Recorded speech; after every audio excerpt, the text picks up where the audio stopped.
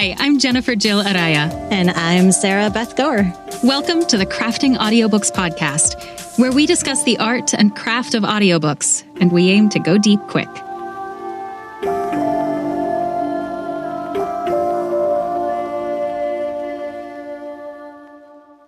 Hello, everyone. Excited to welcome today to the podcast, Ally Demeter, producer at Macmillan Audio. Ally, thank you so much for being here. Thank you for having me. I'm excited to do this. Yay! Well, our first question is about excitement. The first question is, describe a moment of audiobook craft that especially excited you. It can be something you worked on or something you listened to, and tell us about why it excited you. Sure. So I am the lead producer on children's books at Macmillan.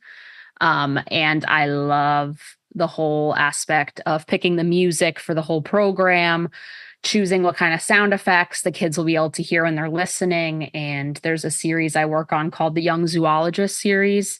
And each book is a different animal, and it talks all about the animal. And I can have our sound designers put in animal sounds from that animal.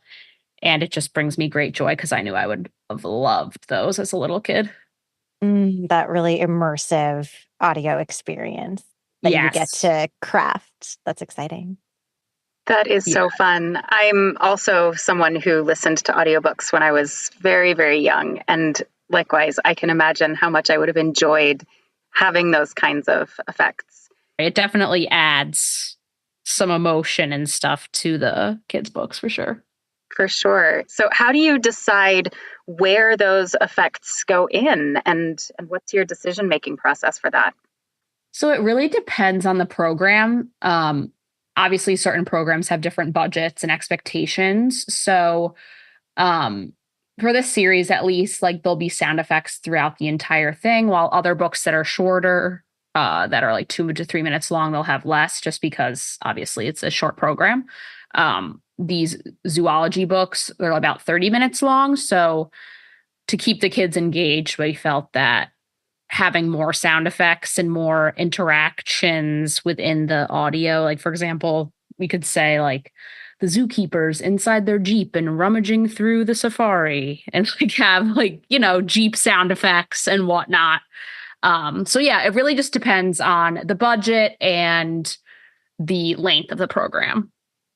What do you think it is about that, it seems obvious to add this soundscape to the children's books, but there's maybe a value in many adult books not having those sound effects? Like, why do you think, what do you think the value is of one over the other, and why sometimes it might enhance an adult's book not to have the sound effects? I feel like for adult books, it can be a little more tricky just because the audience can be a little bit more tricky. Like, the types of people that are going to be listening will have more opinions than just, an average kid in second or third grade. They're just excited to be listening to this immersive production, while there's different expectations for an adult audiobook. You don't want it to be too distracting to the listener. You don't want it to be overbearing or make you feel a certain way that the author maybe didn't want you to feel. But yeah, then there's other situations where some programs would benefit from adding some sound effects or archival material or whatnot. I'm currently working on a project called the Sing Sing Files about men who were wrongly accused of different crimes and were put in prison. And we have all different archival material from the men's time in prison. And that, I feel like, will heighten the listener's experience. I love that deft touch as a producer to really examine what the text is and whether additional sound would enhance it and why, rather than making blanket assumptions. And it makes so much sense to me what you're saying about the adults are bringing more of their own perspective and experience to the text in a way where the sounds, extraneous sounds that don't enhance it with a delicate touch, would distract from they're engaging with the audio in a different way from how a child is engaging. Right. Yeah, for sure. Never thought about it that way. That's really interesting. Well, I would love to know a little bit more about your process, Ally, when you're deciding what narrators are going to be working on a project. So let's say you've put a title out, you've collected those auditions. When you're listening to the auditions, what makes one audition stand out over the others for you? For me, I like when someone's very actory. And in that Okay. aspect, I mean, I want it to sound like they're in the room with me telling the story. I don't want it to sound like a computer voice that I could listen to anywhere. I like the emotion. I like the laughter, the added, just added breath work that you wouldn't get from, let's say, like an AI voice. I really like also the attention to detail. Like if I give a note about the character is supposed to be a sassy woman who works at a library, then I want to have a sassy voice to narrate. It depends on the production, but I feel like I definitely like actory actors. So you want to be able to hear that it is a human who has recorded and submitted this Yes. audition to you I and like sink into that humanity. Yes, bring on the humanity, bring out the real performance. I want it to be a performance in my ears because that's what audiobooks are for to me. How do you distinguish, like, okay, so you send out, audition requests, you get X number of auditions back, you're listening, and you find, 3 or 4 of the performances are like, wow, like, there we go. That's really coming to life. I can really, imagine like this person as the character. How do you discern then? What do you do from there? So at Macmillan, at least, we always let the authors decide. So you're like, hey, all these are good. You pick now. Right. Like these 4 are excellent. They really showed your character's strengths and weaknesses. They are portraying the story, I think, the way you want it to be told. These are the 4 auditions, et cetera, that I think would be a great option for your book. Then they usually take, let's say, 2 to 3 days to decide. Or they're talking with their agent, they're talking with their parents, their friends, their kids. Is this voice good? Then they'll usually come back with like a paragraph or 2 on why they chose that person. And I usually share that with the narrator on why they were chosen. I feel like that's just a nice thing to hear, because sometimes, like, this is you guys know you're in your booths, you're by yourself all the time. And it's nice to just hear that someone's enjoying what you're doing and someone's inspired that you wanted to read or you auditioned for their book and now they're getting to hear it for the first time in their voice. Like, for example, this past week, I had an author say, I knew this girl was the voice for my character. I cried when I heard her read. It's like hearing that is so special and knowing that you're doing a good job, I must say. It is so wonderful to get the opportunity to hear how, because we don't normally, we're just alone in our booths. It can also be helpful depending on like what the author was hearing to be like, oh, okay, that's the quality that really connected for you. And sometimes the author will say something like, I think they're the right voice, but can you let them know I would like them to be a little bit more neutral to the situation next time instead of like angry about it. Like I could tell in their voice they were really angry, but we want the character to seem more neutral to the situation. Yeah, I've not had often that kind of feedback after auditions, like here's why the author chose you. But one series that I narrate in particular, at the start of the series, the producer sent me the name of the book that the author had listened to the sample for as to why they chose me. And that was so helpful for me to understand the tone that the author wanted me to take with their book. Sort of helped me understand their intent as I was prepping and analyzing their text to understand, okay, they want it from this perspective. Right. It's really useful. Yeah, I feel like it's really helpful to hear, because we're basically making the author's baby. We're come to life. Like it's already alive, obviously, but we're getting it so the listeners can hear, the listeners can experience that. And I feel like it's important for the narrator to know, like, why were you chosen? And sometimes it's just like, oh, I liked their voice. Like, but then other times when you know they're an audio fan, that's when they'll be giving the whole like 3 paragraphs about why this person's perfect, etc.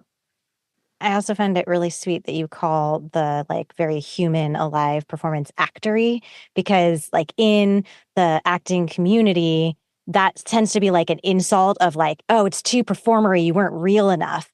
And for you to use the word in like a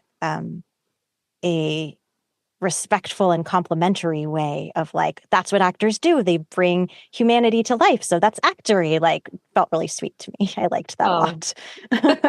Good. Like, oh, respect for what everyone's trying to do. Question that I think you are so wonderfully qualified to answer, because I know you were an engineer before you became a producer, and now you work on, creating the whole soundscape for the children's books.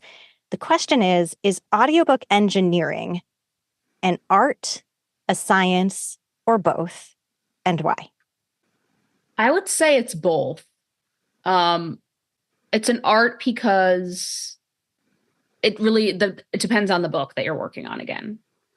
Certain books require more effort as the engineer or as who you're working with. And then it's a science because certain people that you are recording might not be the best narrators. They might be an author that has never narrated their work before, but they're insisting they need to read. And maybe the marketing team's saying like, we need the author to read because the world wants to hear the author read.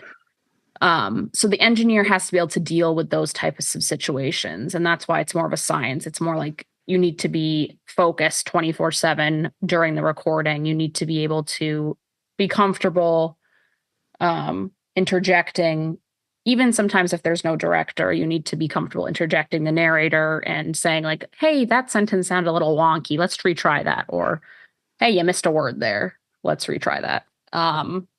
But yeah, and then the art wise as well, just being able to, at least my sound, I usually work with engineers / sound designers.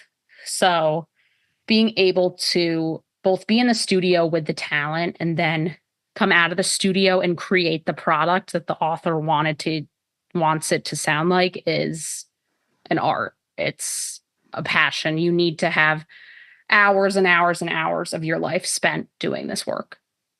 There's a craft element to it, it sounds like, that you have to develop the ear maybe and hone those skills over time, just the same way that any artist hones their skills as a practice. And have lots of patience as well. Can you provide an example or like further detail or insight, like to people who are like, I have literally no idea what engineers are doing. Like, what are they crafting? How did they make the book better? What's going on? Like, is there like a specific example from an audiobook or some general like details that you can share that would help that person who's like, what even is the engineer doing? Like really understand, like get a peek into what that craft really is. Yeah, for sure. So audiobook recordings it's either a roll record or a punch record. A roll record is basically you press record on Pro Tools, Reaper, or any of the audio engineering services you use, and you don't stop the record. If you mess up during the recording, you're reading a sentence, you go back to the last period, comma, or breath. Say you needed to cough, you stop reading, you go back again. You needed a drink, etc. While punch recording is they'll punch you in. So basically, you read a sentence, let's say you messed up, you go back to the last recorded little bit, it'll play for you in your ears, and then you'll continue on right after it begins. The engineer is in charge of doing that during the sessions, but then also the editing process. They have to add room tone throughout so we don't hear gasping breaths because no one wants to hear you choking basically to breathe sometimes when you're getting really emotional during the storytelling. And the narrator, and then the engineer will also add like seconds of silence during paragraphs or let's say chapters, or if it's for CDs, which is crazy that we're still even making them. they'll be adding silence there as well. They also mark and check to see if there are any mistakes during the audiobook. So they can even mark in the sessions for the editor, hey, at this point, they wanted to redo this paragraph that was 2 pages behind, but we redid it here. So then the editor, who's also an engineer always, can fix that for us. And I'm imagining something like, oh, take out the grasping breaths can seem on the surface level like, oh, that's just a science, but it's actually a craft, because when was the breath enhancing the performance and when was the breath detracting from the performance? And how do you finesse that breath so that it doesn't then sound like the narrator wasn't breathing enough and now it doesn't sound human, like on a subconscious level, because where are any breaths? Or that's a craft that would be an example of a place where there's a true craft to it. Yeah, for sure. It definitely also depends on who the narrator is. Certain narrators have different sounding breaths or have I had one narrator back when I first started my career a couple of years ago. He had lots of nose noise, sinus noises, and editing his books would take hours and hours and hours long, but he was such a good narrator that you just knew you had to do it. You knew he had a big following, and just getting out those sinus noises made such a huge difference on the actual production. Mm-hmm. I know when I first started and, was doing independent things, so I was handling my own actual recording. I sent out the post-production, but the actual recording, I would get clicks in the back of my throat and words that ended in ends.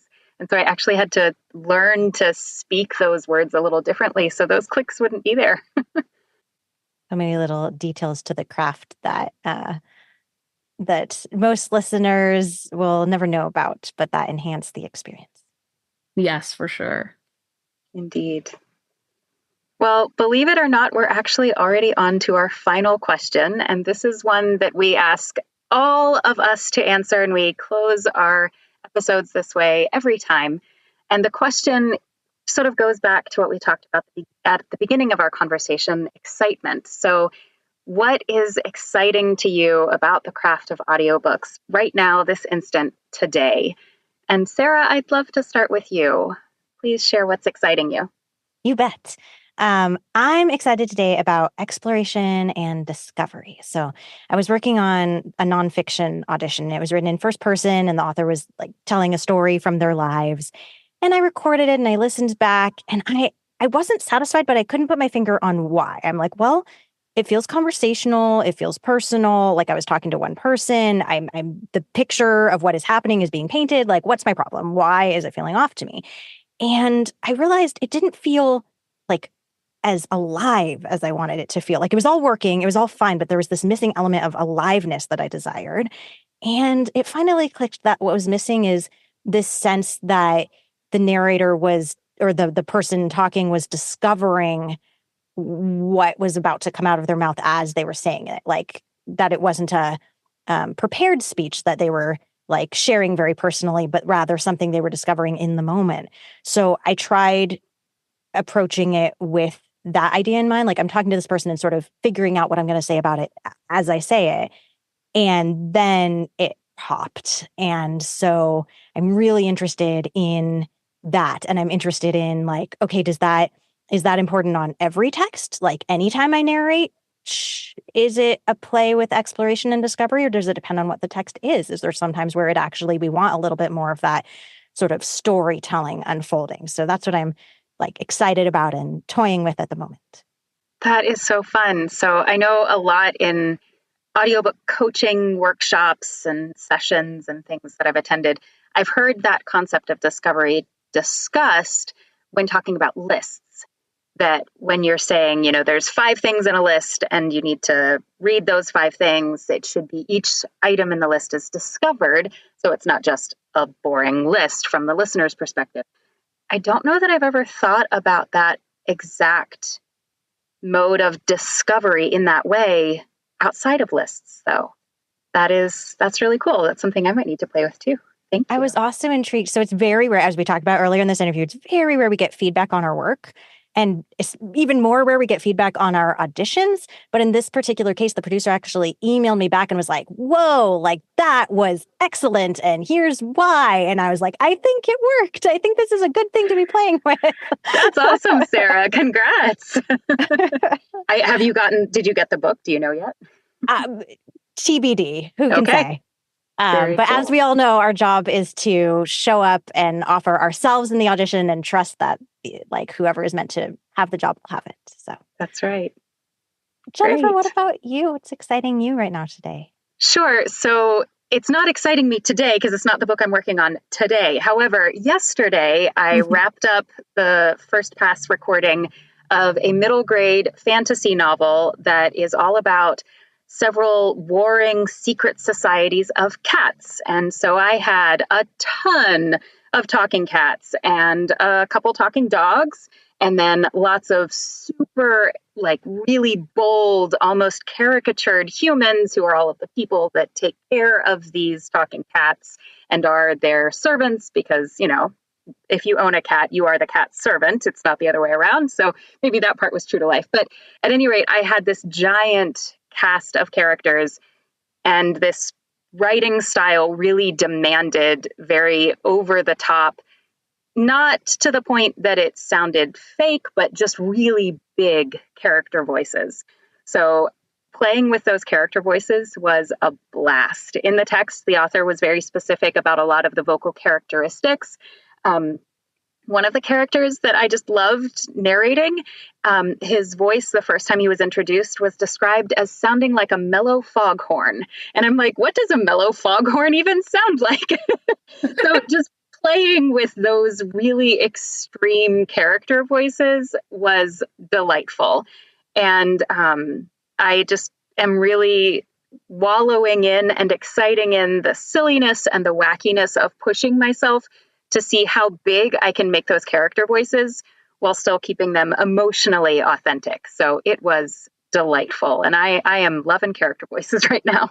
Yeah, it sounds like an exciting stretch of your instrument that you then get to carry forward with you to books, like even books then that have more naturalistic character voices. That stretch will still inform the differentiation and the nuance, I imagine.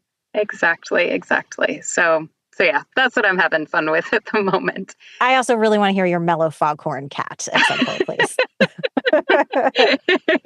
Yeah, it was a lot of fun. I must say that the mellow foghorn descriptor was one of the human servants. So he wasn't a cat. He wasn't a cat. But yeah, there were some really good character descriptors, like voice descriptors in the text for this book. It was a lot of fun. A lot of playing. Well, Ally, we would love to know from you, what is exciting you about audiobooks right now, this instant? I would say learning. I feel like I'm always learning random new facts or new things just within this job, and reading so many different books and listening to so many different books. It's never a dull moment. And if there is one, you know that it's going to end very soon because there's always something new to learn and something new to just be able to read and listen to. What's something new you've learned recently? Just how messed up our I think with this whole Sing Sing Files book, how messed up our prison system is, and how stuff we just never really would think about just day to day, about how many wrongly incarcerated people there are. That it's just been mind blowing to me, and I'm so honored to be working on this title. And it's interesting how, like, on one level, we can say the information in this book is important, and like the depth of craft doesn't really matter. Like, we got to get the information across. But on the other hand, there are ways in which the craft, if done well, can resonate with the listener so that they are taking in this information more deeply on a subconscious level and in ways that they don't even know are happening. And so, like, on the one hand, like, is the performance even relevant when there's information that's important? On the other hand, like, maybe the performance is what creates the human connection, that there's someone out there that can hear it more deeply. Right. Yeah, for sure. It's been definitely a life-changing experience for sure. Thank you for sharing that. Of course. Well, that brings us to the close of our conversation today. Ally, thank you so much for your time and for sharing your perspective. I really enjoyed this conversation, and I know Sarah did too, and we're excited to share it. So thank you. Thank you so much for inviting me. I love these types of chats, and it's always nice to connect with people in the audiobook industry. Agreed.